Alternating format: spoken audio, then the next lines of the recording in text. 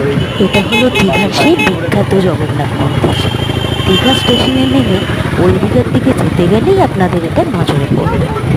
বিশাল বড় জায়গা নিয়ে এই বিশাল বড় মন্দিরটি বানানো হয়েছে। এখনো অনেক কাজ বাকি। সবাই বলছে রথের দিন উদ্বোধন হবে, কিন্তু আমার তো মনে হয় না সেটা পসিবল হবে। দেখুন কি বড় মন্দির বানিয়েছে।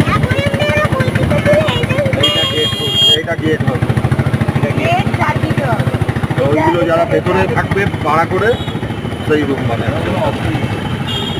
রান্না বান্না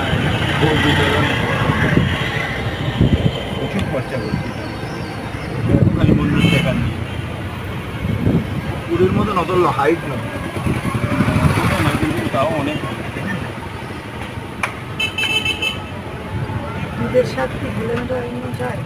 ওই দিদিকে ঢুকতে দেয়নি বলে এখানে